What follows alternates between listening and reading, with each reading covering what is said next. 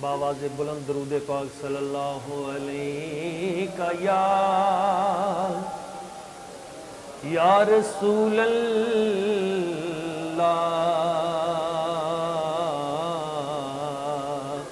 وسلم علیکہ یا حبیب اللہ۔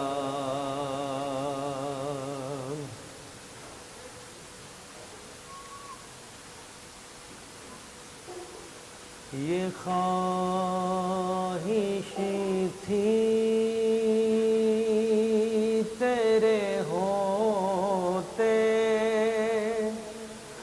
جو پیدا میں ہوا ہوتا،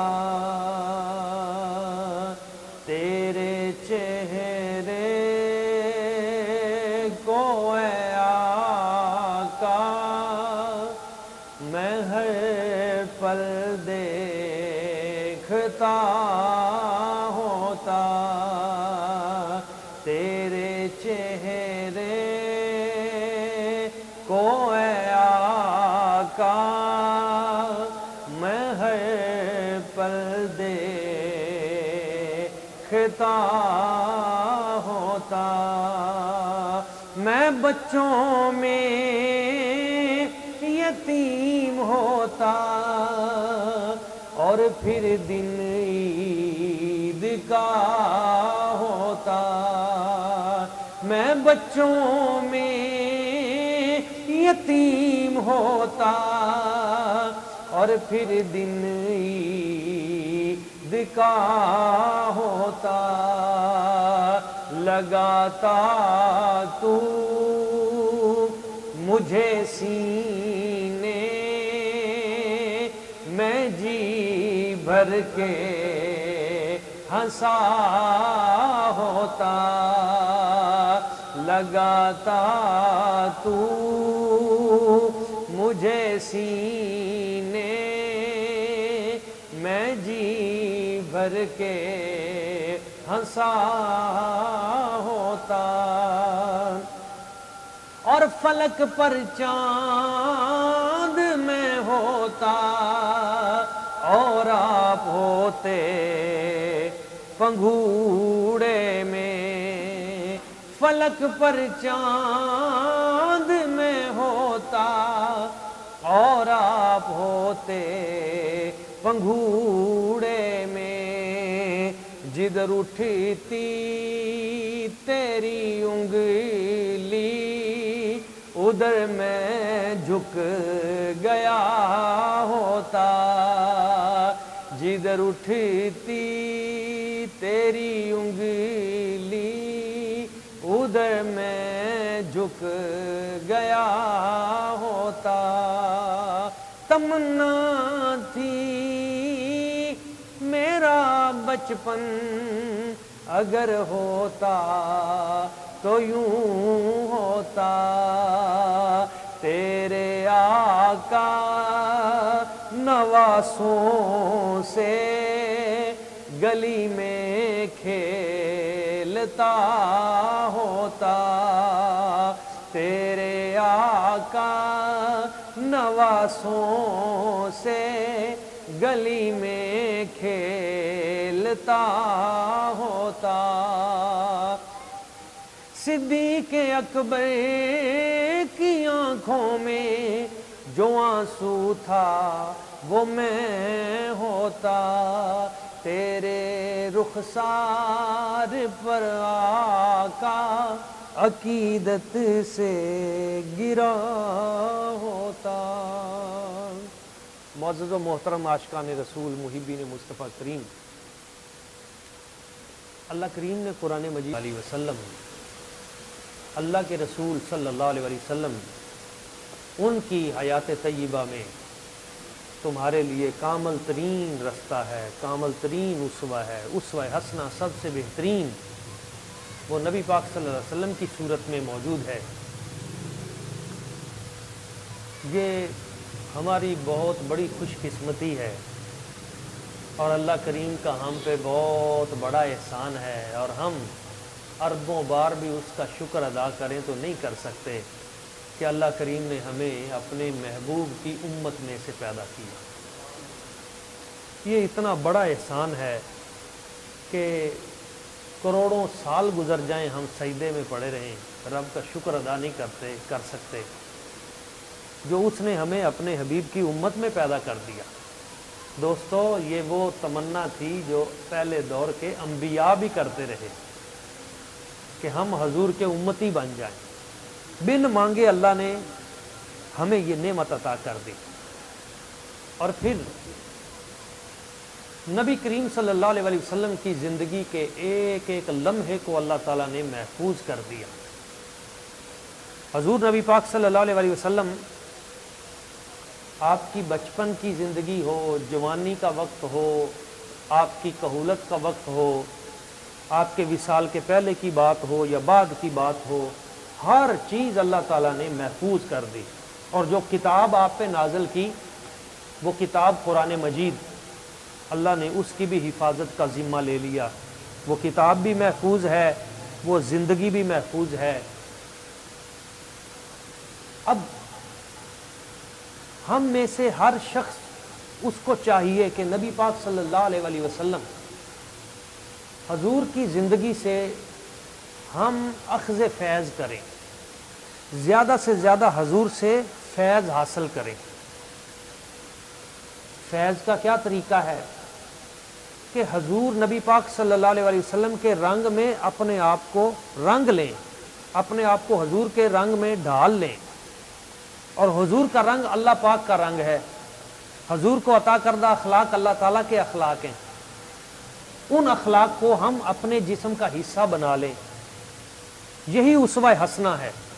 نبی پاک صلی اللہ علیہ وسلم حضور کا اٹھنا کیسے ہے، حضور کا بیٹھنا کیسے ہے، حضور کا کھانا کیسے ہے، حضور کا پینا کیسے ہے، حضور کا لوگوں سے ملنا جلنا کیسے ہے، حضور کے رویے کیسے ہیں، ہم ان رویوں کو اپنا لیں، ان کریم اور حسین و جمیل عادتوں کو ہم اپنا لیں تو ہماری یہ زندگی بھی بہتر ہو سکتی ہے، ہماری قبر اور ہمارا حشر بھی بہتر ہو سکتا ہے۔ نبی کریم صلی اللہ علیہ وسلم حضور کی عادت کریمہ کیا ہے؟ آپ علیہ الصلوۃ والسلام کی عادت کریمہ میں سے ایک عادت، آپ علیہ الصلوۃ والسلام حضور کے پاس ایک شخص کھانا کھا رہا ہے اور اس نے بہت بڑا ڈکار مارا، ڈکار آ جاتا ہے تو اس نے بآواز بلند وہ ڈکار نکالا، تو آپ علیہ الصلوۃ والسلام نے اس کو سن کر آپ نے فرمایا کف عنا جشاءک، اس کو ہم سے دور رکھ، اس اپنی کیفیت کو ہم سے دور رکھ، کیونکہ اس نے بہت زیادہ کھا لیا تھا۔ تو اس موقع پر یہ حدیث حسن ہے اور بہت سی کتابوں میں موجود ہے۔ اس موقع پر آپ علیہ الصلوۃ والسلام نے ایک جملہ ارشاد فرمایا، کاش ہم اس جملے کی اہمیت کو سمجھے، اور میں نے تو جب یہ جملہ پڑھا تو میرا دل ڈر گیا۔ آپ علیہ الصلوۃ والسلام نے ارشاد فرمایا، کیونکہ اس نے پیٹ بھر کے کھانا کھایا تھا اور پھر اس کے بعد ڈکار، تو آپ علیہ الصلوۃ والسلام نے فرمایا اس دنیا میں جو بہت پیٹ بھر کر کھائیں گے اکثرهم جوعا یوم القیامہ اطولهم جوعا یوم القیامہ، قیامت والے دن ان کی بھوک اتنی ہی لمبی ہوگی،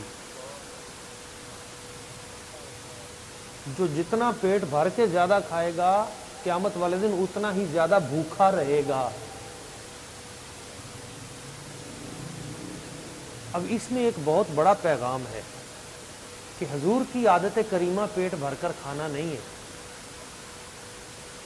آپ کی عادت کریمہ کیا ہے؟ بھوک رکھ کر کھانا۔ ایک شخص حضور کی بارگاہ اقدس میں حاضر ہوا، میں حکیم ہوں، فلاں بادشاہ نے مجھے بھیجا ہے اہل مدینہ کا علاج کرنے کے لیے، تو حضور نے فرمایا ٹھیک ہے کرو. کچھ عرصہ وہ رہا, پھر آ کے کہنے لگا مجھے اجازت دیں جی 6 ماہ کے بعد میں واپس جاؤں. حضور نے فرمایا کیا ہوا؟ کہا ادھر تو کوئی مریض ہی نہیں ہے, کوئی میرے پاس آتا ہی نہیں ہے. تو آپ علیہ الصلوۃ والسلام نے فرمایا ہاں میں نے انہیں بتا دیا ہے کہ بھوک رکھ کر کھانا کھاؤ, جب کچھ کھا لو تو پھر کھانا چھوڑ دو. اس وجہ سے یہ بیمار نہیں پڑتے. اور ڈاکٹر صاحب تشریف فرمائیں, اللہ ان کو سلامت رکھے.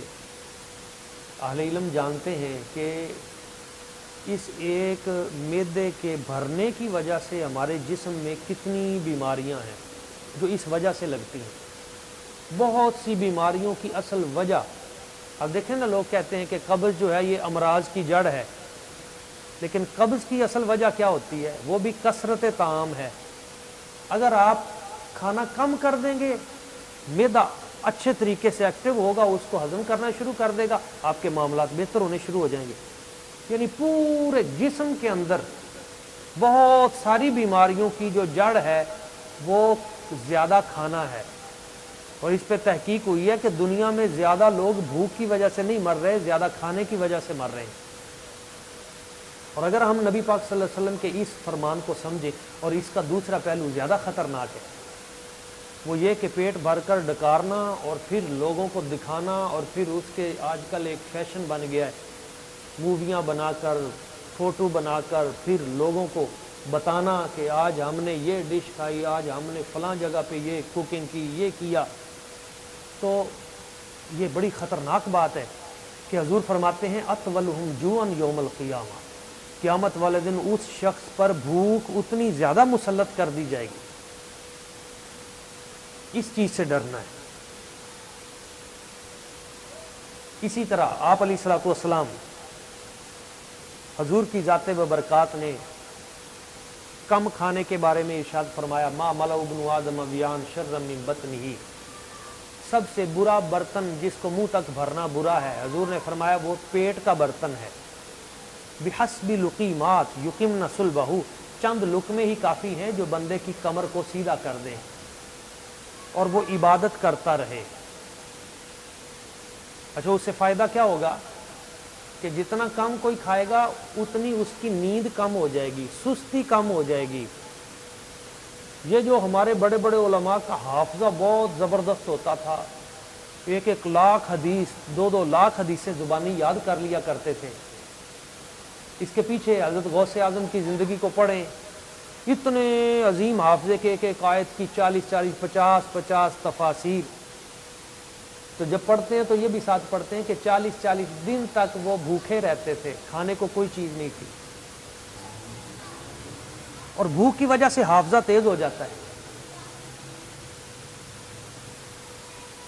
حضرت باجدید بستامی رحمۃ اللہ تعالی علیہ سے کسی نے پوچھا آپ کو ولایت کیسے ملی؟ آپ نے فرمایا بھوکے رہنے سے ولایت ملی.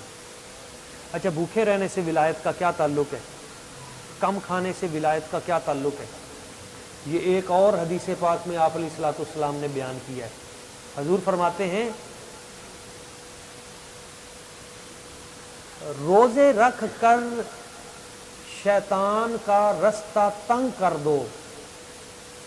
روزے رکھ کر یعنی بھوکے رہ کر شیطان کا رستہ تنگ کر دو. اس کی شرح میں محدثین کہتے ہیں اس کا کیا مطلب ہے کہ بھوکے رہ کر شیطان کا رستہ تنگ کر دو؟ تو وہ فرماتے ہیں شیطان بندے کے دل تک جو پہنچتا ہے یہ خون کے ذریعے پہنچتا ہے, اور خون کے ذریعے جب یہ پہنچتا ہے تو جو شخص کم کھانا کھاتا ہے, بہت کم کھانا کھاتا ہے, تو شیطان کا رستہ ان وینوں میں, ان شریانوں میں تنگ ہو جاتا ہے اور وہ اس کے دل تک رسائی کم ہو جاتی ہے. اور جو جتنا زیادہ اس میں کمی کرتا جاتا ہے شیطان اتنا اس کے دل تک پہنچنے سے پیچھے رہ جاتا ہے. اور پھر جب شیطان اس کے دل تک رسائی نہیں کرتا تو پھر رحمان کی تجلی اس دل پہ آ جاتی ہے. اور بھوکا رہنے کی وجہ سے اس دل کے اندر ایک, دل کی بھی کئی قسمیں ہیں قلب کی, اور ان میں ایک قلب وہ ہے جس میں نور الہی کا چراغ روشن ہوتا ہے. نور الہی کا چراغ اس دل میں روشن ہوتا ہے جس میں شیطان نہیں آتا تو شیطان اس دل میں آتا ہے جو وجود بھوکا رہتا ہے۔ تو جب وہ چراغ روشن ہو گیا دل میں، ولایت کا چراغ روشن ہو گیا، خیر ہو گئی، تو اس کے پیچھے وجہ کیا تھی؟ وجہ بھوکا رہنا تھا۔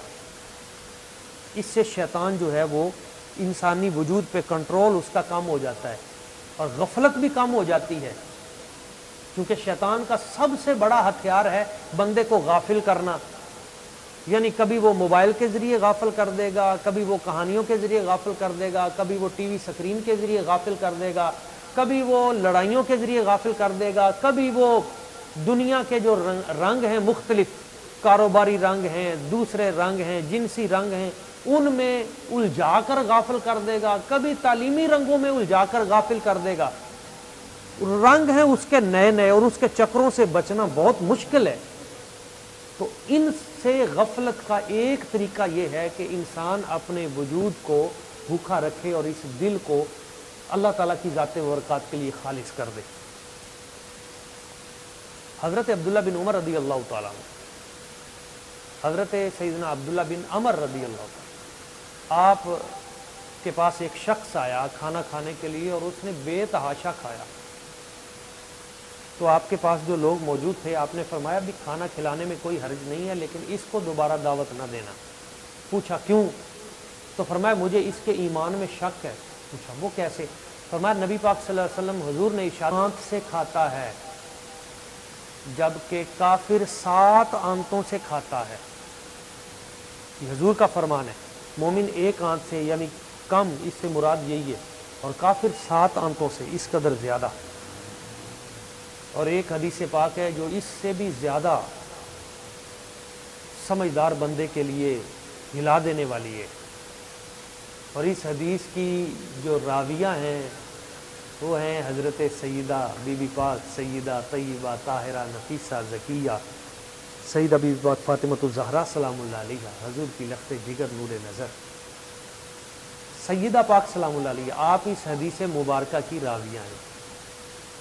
ان فاطمہ بنت رسول اللہ صلی اللہ علیہ وسلم قالت قال رسول اللہ صلی اللہ علیہ وسلم شرار امتی الذین غزوا بالنعیم الذین یأکلون الوان الطعام ویلبسون الوان الثياب ویتشدقون فی الکلام، او کما قال علیہ الصلوۃ والسلام۔ سیدہ بی بی پاک سلام اللہ علیہ فرماتی ہیں کہ نبی پاک صلی اللہ علیہ وسلم حضور نے ارشاد فرمایا شرار امتی، میری امت کے شریر ترین لوگ، میری امت کے شریر گندے ترین لوگ، الذین غزوا بالنعیم، وہ لوگ ہیں جو ہر وقت کھانے کے چکر میں رہتے ہیں، اعلیٰ کھانا ملے، اچھی شے کھانے کو ملے، اسی جستجو میں رہتے ہیں۔ یأکلون الوان الطعام، کھانے کے برتنوں کے چکر میں اعلیٰ سے اعلیٰ جگہ پہ کوئی دعوت مل جائے، کوئی پروگرام مل جائے کسی جگہ پہ فری میں، یا کسی جگہ پہ ویسے جناب بڑے شہروں میں بوفے سسٹم کے چکر میں، کس ہوٹل میں آج کل اچھا بوفا چل رہا ہے، کہاں پہ؟ وَيَلْبَسُونَ الْوَانَ الثِّيَابِ، ایک تو وہ اچھے کھانوں کی تلاش میں ہر وقت لگے رہتے ہیں دعوتوں کے چکر میں، دوسرا الوان الثیاب، وہ ہر وقت اچھے سے اچھے کپڑوں کے چکر میں رہتے ہیں کہ بھئی میرا، جیسے پنجابی میں مثال ہے نا، بھئی چنگا کھاؤ تے چنگا پاؤ، ساڈی تے زندگی دا ایکو مشن ہے، چنگا کھانا تے چنگا پانا۔ یہ ہمارا محاورہ بنا ہوا ہے کہ بس زندگی کا ایک ہی مقصد ہے بس۔ ہائے ہائے، تو سیدہ پاک سلام اللہ علیہ فرماتی ہیں وہ لوگ جن کی زندگی کا ایک ہی مشن ہے کہ بہت اعلیٰ کھانا اور کھانوں کے چکروں میں رہنا، اور کپڑے بھی ہر وقت اچھے سے اچھے، بس اسی میں۔ وَيَتَشَدَّقُونَ فِي الْكَلَامِ، اور ہر وقت اپنی زبان پہ گندی باتیں رکھنا، گالی بکتے رہنا، تان و تشنی کرتے رہنا، چغلیاں کرتے رہنا، بکتے رہنا، کیونکہ جب کثرت طعام ہوگی تو پھر کثرت کلام ہوگی، کثرت طعام سے کثرت کلام کا راستہ نکلتا ہے۔ جو زیادہ کھاتا ہے وہ اتنا ہی بھونکنا شروع کر دیتا ہے، باتیں کرنا شروع کر دیتا ہے، شیطان کا اس پہ قبضہ جو ہو جاتا ہے۔ تو فرماتی ہیں سب سے حضور نے فرمایا میری امت کے شریر ترین وہ لوگ ہیں جن کے اندر یہ 3 وصف ہیں کہ ہر وقت اچھے کھانے کے چکر میں سوچتے رہنا، ہر وقت اچھے لباس کے چکر میں، اور ہر وقت وہ زبان کی بد کلامی کرتے رہنا۔ بڑے شہروں میں ایسا ہوتا ہے کہ مرد تو مرد ہیں، خواتین میں بھی، کہ ہم چیک کریں کہ کون سا پلازا کس جگہ پہ کون سے جناب نئی ورائٹی آئی ہے، نیو برانڈ کون سا ہے، اس سوٹ کا جو، اس چکر میں ہر وقت لگے رہنا۔ شرار امتی، حضور فرماتے ہیں یہ میری امت کے بدبخت ترین لوگ ہیں، شریر لوگ ہیں۔ تو پہلے تو جو ہو گزرا، آئندہ سے ہم اس چیز کو ایک اپنے آپ میں تبدیلی پیدا کریں کہ یہ جو بعض لوگوں کی عادت ہوتی ہے دوستوں کو، ہاں بھائی کوئی چیز کھلاؤ، دعوت کھلاؤ، بھی آج تجھے پارٹی پڑتی ہے، آج بھائی تجھے جناب اتنے، آج فلاں ہوٹل پہ، آج فلاں ہوٹل پہ، دن رات اسی کام پہ لگے ہوئے ہیں کہ کسی نہ کسی طریقے سے یا اس کو پارٹی دو یا اپنی، یا کھانے پینے کے چکر میں زندگی کا، اس چیزوں سے بچیں۔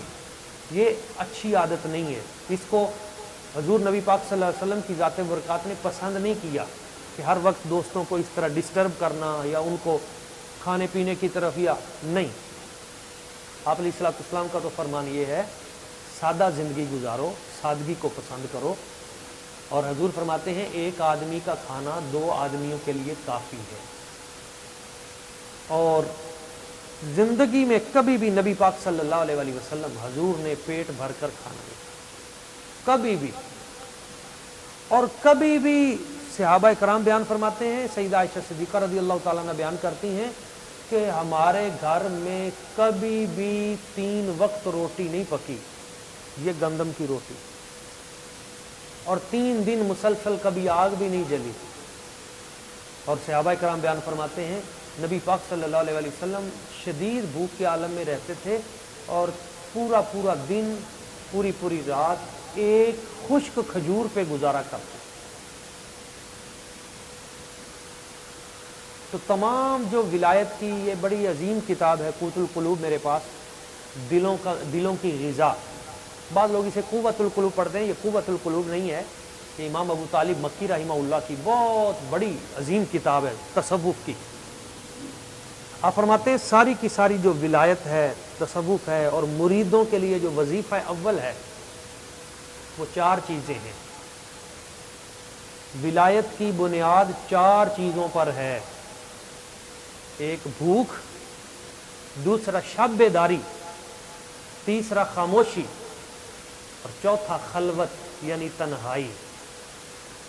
4 چیزوں کو اپنا لیں، اپنے آپ کو بھوکا رکھنا شروع کر دیں، کوشش کریں کہ روزے سے رہیں، مسلسل نہیں رکھ سکتے تو کم از کم پیر کے دن کا روزہ رکھ لیں، جمعۃ المبارک کا نہیں رکھ سکتے تو کم از کم مہینے میں 3 روزے رکھ لیں، 13، 14، 15 کا روزہ رکھ لیں، ایام 20 کے روزے اسے کہا جاتا ہے۔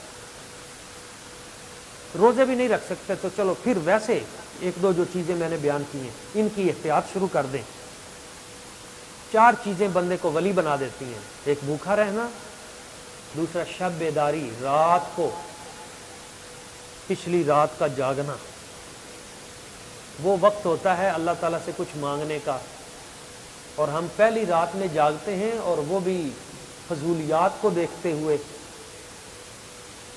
موبائلوں پہ، ٹی وی سکرین پہ، ان چیزوں پہ رات، اور پھر وہ وقت جو رب سے کچھ مانگنے کا ہوتا ہے اس وقت سو گئے، اور فجر کی نماز کا ہوش ہی نہیں، فجر کی نماز باجماعت نہ پڑھی، سارے دن کی نحوست آ گئی، برکت ختم۔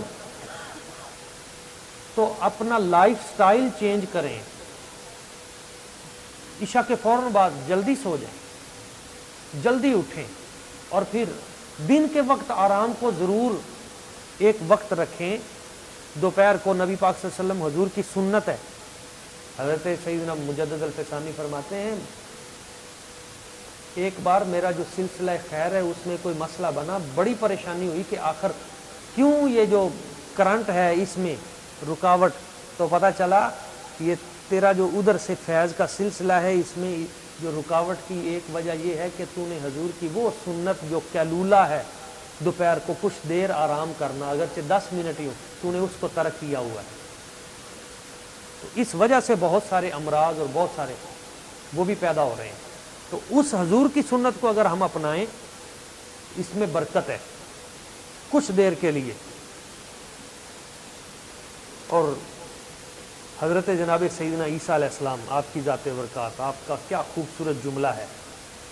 آپ فرماتے ہیں میرے حواریوں، اے حواریوں کی جماعت، اپنے پیٹ کو بھوکا رکھو، جگر کو پیاسا رکھو، جسموں کو خوبصورت لباسوں سے بے نیاز کرو.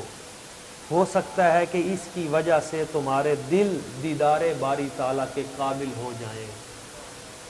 رب کے دیدار کے قابل ہونے کے لیے حضرت عیسیٰ علیہ السلام نے جو 3 بنیادیں رکھی ہیں وہ بڑی اہم ہیں.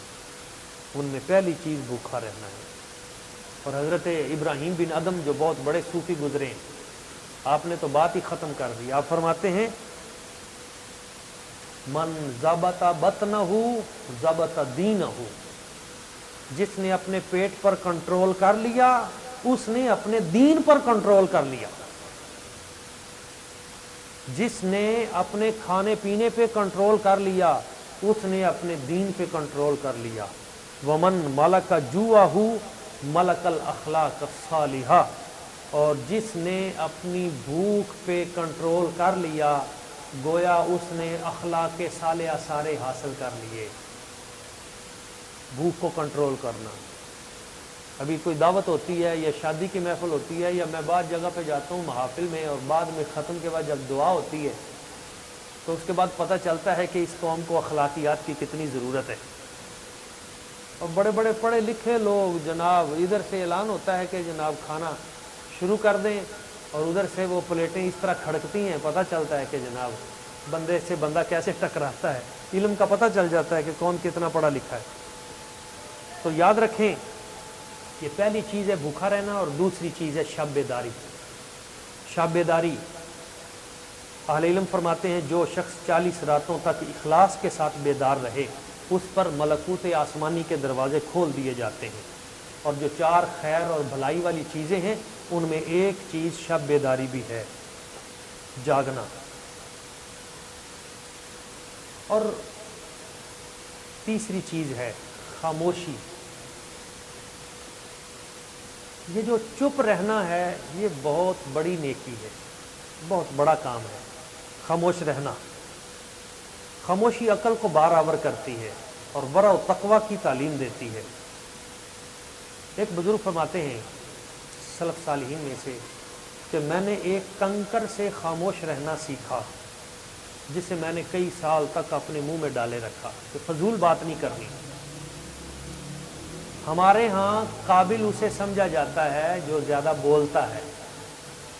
اللہ والوں کے ہاں قابل وہ ہے جو زیادہ چپ رہتا ہے. سارے علم میں صوفیاء فرماتے ہیں علم میں بڑا علم اس کے پاس ہے جس نے چپ رہنا سیکھ لیا. بڑا علم اس کے پاس ہے جس نے خاموش رہنا سیکھ لیا. آدھا علم خاموش رہنا ہے. تو پوچھا گیا جی باقی آدھا علم کیا ہے؟ تو انہوں نے کہا آدھا علم خاموش رہنا ہے، اور باقی آدھا علم وہ لفظوں کو سوچ کر کہ اس چیز کا انتخاب کسی کو آ جائے تو باقی آدھا علم آ جاتا ہے، اور اس کا ایک لفظ بھی اضافی نہ ہو. اس لیے کہ یہ جو ہم لفظ بولتے ہیں ہر لفظ کا بھی احتساب ہوگا کیونکہ لکھا جو جا رہا ہے. ایک اللہ کے ولی تھے، انہوں نے اپنے نفس سے عہد کیا ہوا تھا، وعدہ کیا ہوا تھا کہ میرے منہ سے جو بھی لا یعنی بات نکلے گی نا، فضول بات نکلے گی. اب یہ جو واقعہ میں بیان کر رہا ہوں یہ ہماری سوچ کو بدلنے کے لیے کافی ہے. اس میں بہت سمجھنے والی چیزیں ہیں، بچوں کے لیے بھی بڑوں کے لیے بھی. اللہ کے ولی کہتے ہیں میں نے اپنے نفس کے ساتھ وعدہ کر لیا کہ جو بھی لا یعنی فضول بات کروں گا تو 2 رکعت ادا کروں گا اس پہ کفارے میں. وہ کہتے ہیں یہ کام میں کرتا رہا لیکن پھر بھی فضول باتیں مجھ سے ہو جاتی تھی، میرے منہ سے نکل جاتی تھی. میں 2 نفل پھر پڑھتا تھا. پھر میں نے کہا نہیں، اب اگر میری زبان سے کوئی فضول کلمہ نکلا تو میں ہر کلمے پر ایک روزہ رکھوں گا۔ تو وہ کہتے ہیں کئی سال تک اس طرح میں کرتا رہا کہ کبھی اگر کوئی جملہ نکلتا تو میں اس پہ کفارے میں ایک روزہ رکھتا، اور پھر فرماتے ہیں کہ میں رکا نہیں، پھر اس کے بعد بھی مجھ سے کبھی جملے نکل جاتے تھے فضول، تو پھر میں نے کہا کہ جب بھی مجھ سے کوئی کلمہ ایسا نکلے گا تو روزہ بھی رکھوں گا، لیکن میں اس پر 1 درہم صدقہ بھی کروں گا۔ تو جب پیسہ جیب سے نکلنا شروع ہوا تو پھر میں نے کہا نہیں اب نہیں بولنا، پھر میں خاموش ہو گیا۔ تو آپ علیہ الصلوۃ والسلام کا فرمان ہے، حضور نے فرمایا اپنی زبان قابو میں رکھو اور اپنے گھر میں ٹھہرے رہو اور اپنے گناہوں پہ رویا کرو۔ 3 چیزیں، یہ 3 چیزیں بہت سے امراض کا علاج ہے۔ پہلی چیز، اپنی زبان کو قابو میں رکھو۔ زبان قابو میں ہے، بہت سارے گناہ اس سے ہم بچ جائیں گے۔ زبان قابو میں ہے، گالی نہیں دیں گے، چغلی نہیں کریں گے، غیبت نہیں کریں گے، کسی کے بارے میں ہم خاموشی ہے۔ اور دوسرا، حضور نے فرمایا اپنے گھر میں ٹھہرے رہو۔ گھر میں ٹھہرے رہنے سے بہت سی برائیاں خود بخود ختم ہو جاتی ہیں۔ اور تیسرا، اپنے گناہوں پر رویا کرو، اشک بار بھی رویا کرو، اپنے گناہوں کو یاد کر کے کہ میں نے رب کی بارگاہ میں پیش ہونا ہے، اس پہ اشک باری کیا کرو۔ نبی پاک صلی اللہ علیہ وسلم حضور نے فرمایا کیا تمہیں وہ شے نہ بتاؤں جس کے معاملے میں بہت خطرناک جو، تو کہا حضور کو کیا ہے؟ فرمایا اپنی زبانیں۔ حضور زبان کی وجہ سے بھی کوئی دوزخ میں جائے گا؟ فرمایا ہاں، یہ زبانیں بندے کو دوزخ میں لے جائیں گی۔ تو ایک تو یہ جو زبان ہے اس کی احتیاط بہت زیادہ کرنے کی ضرورت ہے۔ 4 چیزیں تھیں۔ پہلی چیز بھوکا رہنا، دوسری چیز خاموشی اختیار کرنا، شب بیداری رات کو، تیسری چیز خاموش رہنا۔ ایک بادشاہ تھا غالباً ہارون الرشید، اس کا ایک بیٹا تھا، اور وہ اس کا بیٹا، اس نے یہ حدیث پاک پڑھ لی۔ سرکار صلی اللہ علیہ وسلم حضور نے ارشاد فرمایا من صمت نجا، جو چپ رہا اس نے نجات پائی۔ طبرانی نے معجم کبیر میں لکھا ہے، اور بھی بہت سی کتابوں میں یہ حدیث حسن ہے۔ بعد میں اس کے جو راوی ہیں ثقہ راوی ہیں۔ حضور نے فرمایا جو خاموش رہا اس نے نجات پائی، اور اس کی تائید دوسری حدیثوں سے بھی ہوتی ہے، من کان یؤمن باللہ والیوم الاخر فلیقل خیرا او لیصمت، او کما قال حضور علیہ السلام نے ارشاد فرمایا جو کوئی اللہ اور یوم آخرت پہ ایمان رکھتا ہے اسے چاہیے کہ وہ اچھی بات کرے یا چپ رہے۔ بات کرنی ہے تو اچھی کرے، ورنہ چپ چنگی، خاموش رہے۔ اچھا، اس شہزادے نے دین کی طرف آ گیا تھا، اس نے یہ حدیث سن لی کہ من صمت نجا، جو چپ رہا اس نے نجات پائی۔ وہ تو زیادہ ہی پکا ہو گیا، اس نے بولنا بالکل بند کر دیا۔ اس کو سوال و جواب کرتے تھے، وہ پھر بھی جواب نہیں دیتا تھا، چپ ہی ہو گیا۔ اور جب اتنا زیادہ ہوا تو بادشاہ بڑا پریشان ہوا، اس نے کہا میرا بیٹا اس نے تو بولنا ہی بند کر دیا ہے۔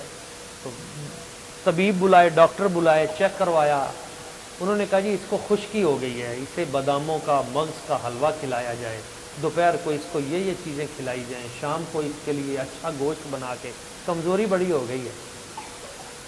وہ جناب صبح شام مال کھاتا تھا، اچھا کہتا تھا واہ حضور کی حدیث پڑھی ہے، مزہ آ گیا، ایک حدیث پہ عمل کیا ہے، کتنا فائدہ ہوا جناب۔ وہ اسی طرح جناب کافی عرصہ گزر گیا تو بادشاہ نے کہا بھی اس نے ابھی بولنا شروع نہیں کیا، انہوں نے کہا جی ابھی کمزوری ہے تو اس کی اور خدمت کی جائے، اور خدمت۔ تو ایک دن وہ جو بڑا ڈاکٹر تھا اس نے کہا کہ یہ کیوں اس نے بولنا بند کر دیا، اتنا ذہنی مریض ہے، پریشان ہے، چلے اس کو تھوڑی آؤٹنگ کرواتے ہیں، شاید کو نفسیاتی کیس نہ ہو، اس کو ذرا سیر و سیاحت کے لیے۔ وہ بچے کو لے گیا، اس نے کہا جناب ہم شکار کرتے ہیں، ادھر چلتے ہیں۔ وزیر بھی ساتھ تھا، شکار کے لیے گئے، وہ بچہ بھی ساتھ ہے، خاموشی کے ساتھ وہ ہر چیز دیکھتا رہا۔ اچھا وہ ایک جگہ پہ ٹھہر کے جا کے بیٹھ گئے. اب اس بچے نے نا دیکھا تو ایک فاختہ بیٹھی ہوئی تھی, اس کا انہوں نے شکار کرنا تھا, لیکن نہ وزیر کو پتا تھا نہ طبیب کو پتا تھا کہ ادھر ہمارا شکار موجود ہے. تو چپ کر کے بیٹھی تھی. اس کو پتا چل گیا لیکن اس نے بولنا نہیں تھا, یہ چپ کر کے دیکھتا رہا کہ شکار ہے. چپ کر کے بیٹھی بیٹھی اچانک اس نے نا بولنا شروع کر دیا, اور جیسے ہی وہ بولی تو طبیب نے اور وزیر انہوں نے کہا بھی شکار ہے, انہوں نے نشانہ مارا جناب, پھڑکا دی. وہ گری اور جب مری تو وہ بول پڑا. تو اس نے کہا دیکھ فاختہ, جب تک تو چپ رہی تو بچی رہی, اور جیسے ہی تو بولی تو دیکھ تجھے تیر لگا. تو سرکار نے ٹھیک فرمایا تھا, من صمت نجا, جو چپ رہا اس نے نجات پائی. بس یہ بولا تو وزیر نے کہا اچھا یہ چکر ہے, اصل بات یہ تھی. تو وہ لے گیا پکڑ کے, اس نے کہا جی اس میں کوئی ایسی بات نہیں ہے, یہ بالکل ٹھیک ٹھاک ہے, اس وجہ سے یہ خاموش ہے. تو بادشاہ نے کہا اس نے مجھے تکلیف دی ہے, اس کی پھینٹی لگاؤ. اب اس کے جو مارتے تھے کوڑے تو وہ ساتھ کہتا تھا حضور آپ نے سچ کہا, میں جب تک خاموش رہا تو مال کھاتا رہا, اور جس دن میں نے بولنا شروع کیا تو پھینٹی لگنی شروع ہو گئی. خیر یہ ضمن ایک واقعہ آ گیا, لیکن اس میں ہمارے لیے بہت سی چیزیں سمجھنے کی ہیں کہ آج کے دور میں اس چیز کی بہت زیادہ اہمیت ہے کہ یہ جو چرب زبانی ہے, بد کلامی ہے, بد گمانی ہے, اور آگے سے بولنا, ماں باپ کے آگے سے بولنا, یا معاشرے میں کسی کے آگے بولنا, یا آج کل ایک یہ بھی ٹرینڈ پڑ گیا ہے کہ منہ پہ جواب دینا, یا فیس بک پہ یا اینکر ٹی ویوں کے اوپر اس طرح کا ایک ماحول بنا دیا گیا ہے کہ ایک دوسرے کو گالی دینا, تشدد کے انداز میں کلام کرنا. اس نے ہمارے معاشرے کو تباہ و برباد کر دیا ہے, آگ لگا دی ہے, پوری دنیا میں اس ملک کو بدنام کر کے رکھ دیا گیا ہے. یوں دنیا سمجھتی ہے کہ بھائی پوری دنیا کے چور ادھر ہیں, پوری دنیا کے ڈاکو ادھر ہیں, ہم نے اپنے اس معاشرے کا اچھا عکس دنیا کو دکھایا ہی نہیں.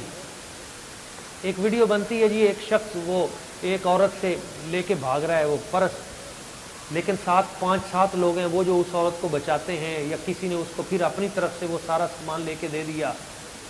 تو ایک چور کی ویڈیو تو ہم دکھاتے ہیں, لیکن اتنے لوگوں نے جو اس کے ساتھ خیر خائی کی ہے وہ نہیں ہم دکھاتے.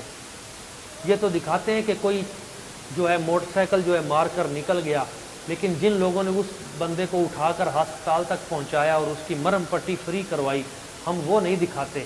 اپنے معاشرے کا ایک آدھا پوائنٹ اٹھا کے اس کا گندا چہرہ پوری دنیا کے سامنے لاتے ہیں, اور جو اچھا چہرہ ہے وہ ہم نہیں دکھاتے کہ اس معاشرے کے اچھے لوگ بھی ہیں, نیک لوگ بھی ہیں, صالح نوجوان بھی ہیں, وہ جو لوگوں کو خیر بانٹتے ہیں, اچھائی کی طرف لے کے جاتے ہیں. تو ہمیں چاہیے کہ ہم ان اچھے افراد کا اور اچھے کردار کا وہ بھی لوگوں تک پہنچائیں, تاکہ خیر کو دیکھ کر معاشرے میں خیر پھیلتی ہے, اور شر کو پھیلایا جائے گا تو پھر پورے معاشرے میں شر پھیلے گا. تو اچھائی کو پھیلانے والے ہو جائیں. تو یہ اچھائی تب پھیلے گی جب ہم خود اپنے آپ کو نبی پاک صلی اللہ علیہ وسلم حضور کی سیرت کے قریب کریں گے. سرکار نے ارشاد فرمایا یہ چوتھی چیز کیا ہے جو بندے کو ولایت پہ لے جاتی ہے؟ خلوت, تنہائی, ہجوم سے بچنا. بعض لوگوں کی عادت ہوتی ہے کہ بس دوست اتنے زیادہ بنانے ہیں ہر وقت معاشرے میں, اس کی بجائے